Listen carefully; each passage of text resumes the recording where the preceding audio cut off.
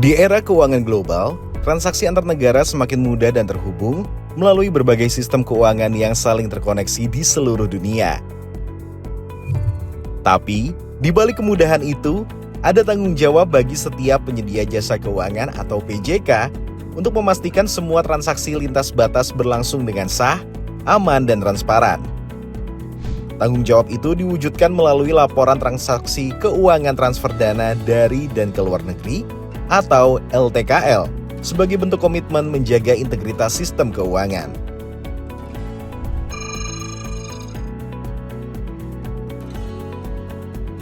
Sesuai pasal 23 ayat 1 huruf C, Undang-Undang Pencegahan dan Pemberantasan Tindak Pidana Pencucian Uang atau TPPU nomor 8 tahun 2010, pihak pelapor diwajibkan menyampaikan laporan kepada PPATK, yang salah satunya laporan transaksi keuangan transfer dana dari dan ke luar negeri atau disingkat LTKL.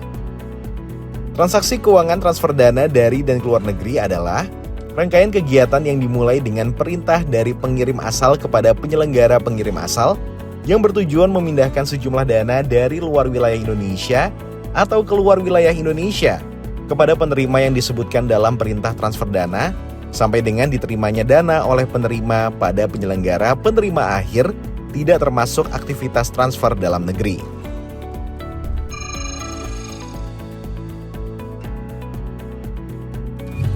Dalam kaitannya dengan pelaporan LTKL, terdapat pengaturan mengenai pihak yang berwenang sebagai penyelenggara transfer dana atau PTD.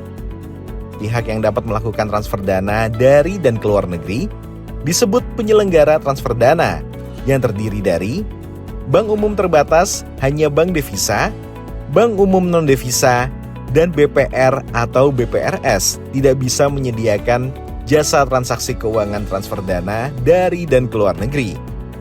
Badan Usaha Berbadan Hukum Indonesia bukan bank, yaitu penyedia jasa pembayaran atau PJP kategori izin 1 dan 3 atau layanan remitansi. Penyelenggara transfer dana yang wajib menyampaikan adalah: pertama, PJK yang menyediakan jasa TKL dan yang berperan sebagai penyelenggara pengirim asal pada transaksi keuangan transfer dana ke luar negeri atau outgoing.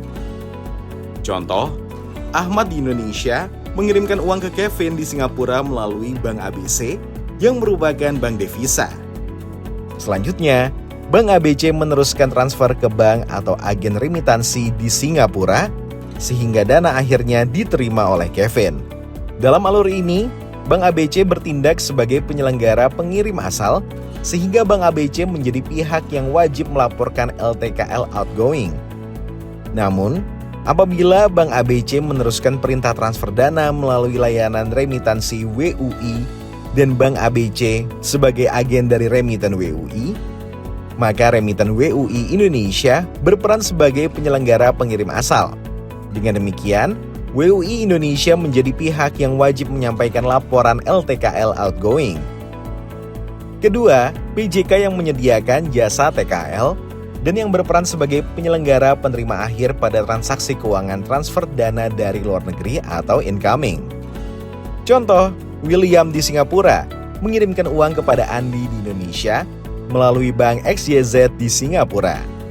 Instruksi transfer dari Bank XYZ di Singapura disampaikan melalui sistem transfer dana lintas negara kepada Bank ABC di Indonesia. Bank ABC kemudian meneruskan dana tersebut kepada Andi sebagai penerima. Dalam alur ini, Bank ABC bertindak sebagai penyelenggara penerima akhir sehingga Bank ABC menjadi pihak yang wajib melaporkan LTKL incoming. Namun, apabila Bank ABC selaku agen WUI di Indonesia meneruskan dana kepada Andi melalui sistem WUI, maka WUI Indonesia berperan sebagai penyelenggara penerima akhir. Dengan demikian, WUI Indonesia menjadi pihak yang wajib menyampaikan laporan LTKL incoming. Ketiga, dalam hal TKL diteruskan oleh suatu bank dan badan usaha berbadan hukum Indonesia, bukan bank ke penerima melalui transfer dana dalam negeri, maka bank dan badan usaha berbadan hukum Indonesia bukan bank tersebut merupakan penyelenggara penerima akhir. Contoh, William di Singapura mengirimkan dana melalui Bank XYZ atau remitansi untuk Andi di Indonesia. Dana masuk ke Indonesia dan diterima oleh Bank ABC atau remitansi, yang kemudian meneruskan transaksi tersebut melalui transfer dana dalam negeri kepada Bank DEF hingga dana diterima oleh Andi, maka dalam skema tersebut Bank ABC atau remitansi yang wajib melaporkan TKL.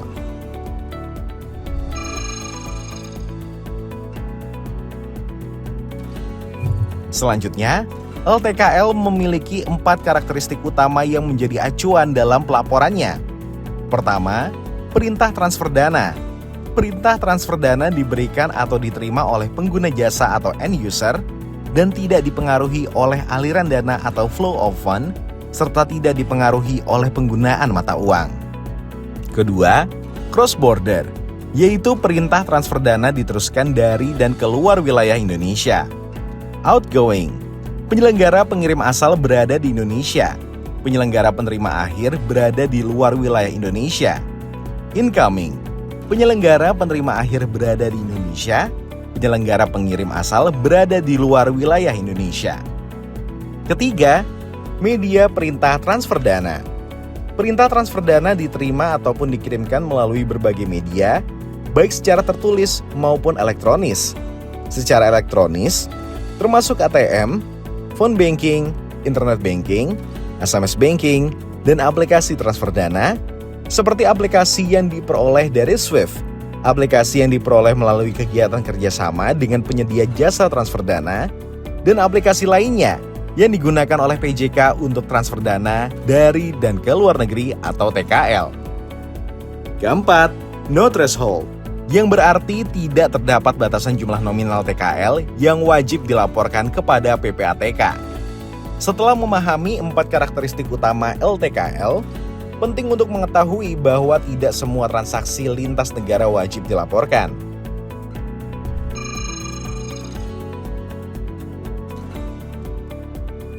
Ada beberapa pengecualian LTKL yang perlu diperhatikan agar pelaporan tetap sesuai ketentuan. Pertama, TKL yang dilakukan antar PJK dan bukan berasal dari atau ditujukan kepada pengguna jasa atau end user. Contohnya transaksi nostro-fostro antar bank, karena tidak ada end user, transaksi tersebut tidak termasuk TKL. Kedua, transaksi yang diproses oleh PJK yang bukan PTD. Misalnya, Tuan Ali meminta perusahaan asuransi X untuk mengirimkan pencairan asuransi Tuan Ali ke bank di Singapura. Maka perusahaan asuransi X wajib mencatat dokumen terkait PTD tersebut. Yang wajib melaporkan TKL adalah PTD yang menerima perintah transfer dana di perusahaan asuransi tersebut. Ketiga, ketika tidak ada perintah transfer dana, beberapa transaksi luar negeri sering tampak seperti transfer dana, namun sebenarnya tidak melibatkan instruksi dari pengguna jasa. Sebagai contoh, kartu kredit milik Ahmad dikeluarkan oleh Bank Mandiri Jakarta, digunakan oleh Ahmad di Amerika Serikat untuk membeli tas LV. Karena tidak ada perintah transfer dana dalam transaksi tersebut, maka transaksi ini bukan LTKL. Setelah mengetahui transaksi apa saja yang wajib dilaporkan sebagai LTKL maupun berbagai pengecualiannya, ada hal lain yang perlu diperhatikan dalam pelaporan oleh PJK.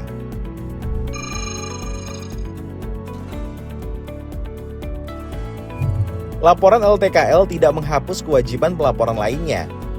Apabila transaksi memenuhi unsur transaksi keuangan mencurigakan atau LTKM, atau kriteria transaksi keuangan tunai atau LTKT, maka PJK tetap harus melaporkannya secara terpisah sesuai ketentuan yang berlaku. Adapun tata cara dan ketentuan teknis pelaporan LTKL diatur dalam Peraturan Kepala PPATK Nomor 1 Tahun 2021 yang menjadi pedoman resmi bagi PJK di Indonesia.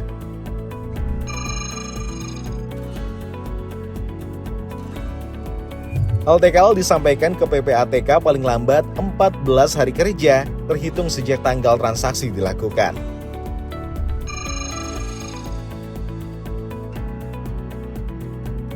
Melalui beberapa contoh kasus ini, kita bisa melihat seperti apa transaksi yang termasuk LTKL dan yang mana yang tidak, sehingga penerapannya menjadi lebih jelas. Contoh kasus 1, Firstco di Australia mengirimkan dana ekuivalen 1 juta rupiah dari rekeningnya di Bank ABC Australia untuk PT Abadi yang memiliki rekening di Bank XYZ Indonesia. Bank ABC Australia kemudian mengirimkan MT103 ke Bank ABC Indonesia untuk diteruskan ke Bank XYZ Indonesia. Setelah menerima pesan tersebut, Bank ABC Indonesia mendebit rekening Vostro Bank ABC Australia dan meneruskan dana ke Bank XYZ Indonesia melalui SKN atau RTGS. Transaksi keuangan tersebut memenuhi kriteria LTKL incoming karena terdapat perintah transfer dana dari Firstco dan salah satu PTD berada di luar wilayah Indonesia, yaitu Bank ABC Australia di Australia. Selain itu, perintah transfer diterima melalui aplikasi SWIFT dan Bank ABC Indonesia berperan sebagai penyelenggara penerima akhir, di mana penerima dikategorikan sebagai penerima non-nasabah atau not my client. Dengan demikian, alur transaksi yang dimulai dari luar negeri menuju PTD di Indonesia menjadikan transaksi ini termasuk LTKL incoming. Contoh kasus 2. PT Adil mengirimkan dana $1.000 dari rekeningnya di Bank ABC Indonesia kepada Happyco yang memiliki rekening di Bank RST Singapura. Pesan MT103 dari Bank ABC Indonesia dikirimkan ke Bank Dev New York dan diteruskan ke Bank RST Singapura yang kemudian mengkreditkan dana tersebut ke rekening Happyco. Transaksi di atas memenuhi kriteria LTKL outgoing karena terdapat perintah transfer dana dari PT Adil dan penyelenggara penerima akhir yaitu Bank RST Singapura berada di luar wilayah Indonesia. Perintah transfer dana diterima melalui aplikasi SWIFT dan Bank ABC Indonesia bertindak sebagai penyelenggara pengirim asal. Karena alur transaksi bergerak dari Indonesia ke luar negeri, transaksi ini dikategorikan sebagai LTKL outgoing. Contoh kasus 3. PT Maju Jaya di Indonesia mengirimkan dana sebesar $1.000 dari rekeningnya di Bank ABC Indonesia untuk PT Subur yang memiliki rekening di Bank XYZ Indonesia. Dalam prosesnya, Bank ABC Indonesia mengirimkan pesan MT103 melalui Bank Dev New York sebelum akhirnya diteruskan ke Bank XYZ Indonesia dan dikreditkan ke rekening PT Subur. Transaksi keuangan tersebut tidak memenuhi kriteria LTKL karena kedua penyelenggara transfer dana berada di wilayah Indonesia dan tidak bersifat cross-border. Dalam hal ini, baik penyelenggara pengirim asal yaitu Bank ABC maupun penyelenggara penerima akhir yaitu Bank XYZ sama-sama berlokasi di Indonesia. Meskipun pesan MT103 melewati bank luar negeri, seluruh PTD tetap domestik sehingga transaksi ini tidak termasuk LTKL. Contoh kasus 4. Central Corp di New Zealand mengirimkan dana $1.000 dari rekeningnya di Bank ABC New Zealand untuk PT Capital yang memiliki rekening di Bank MNO Singapura. Bank ABC New Zealand mengirimkan MT103 ke Bank ABC Indonesia untuk meminta penerusan dana ke Bank MNO Singapura. Bank ABC Indonesia kemudian mendebit rekening Nostro Bank ABC New Zealand dan meneruskan dana tersebut ke Bank MNO Singapura. Transaksi keuangan tersebut tidak memenuhi kriteria LTKL karena kedua penyelenggara transfer dana berada di luar wilayah Indonesia. Baik penyelenggara pengirim asal, yaitu Bank ABC New Zealand, maupun penyelenggara penerima akhir yaitu Bank MNO Singapura, sama-sama berlokasi di luar negeri. Bank ABC Indonesia hanya bertindak sebagai koresponden, sehingga transaksi ini tidak dikategorikan sebagai LTKL. Melalui beragam contoh tersebut, gambaran mengenai transaksi yang termasuk LTKL maupun yang tidak menjadi lebih jelas. LTKL bukan sekedar kewajiban administratif, namun juga bentuk komitmen moral dan profesional untuk menjaga kredibilitas sektor keuangan. Melalui pelaporan LTKL, arus dana lintas negara dapat diawasi dengan lebih baik, sekaligus menjaga sistem keuangan dari tindak kejahatan lintas negara, karena pada dasarnya, kepatuhan adalah fondasi kepercayaan, dan kepercayaan adalah inti dari sistem keuangan yang kredibel dan berintegritas.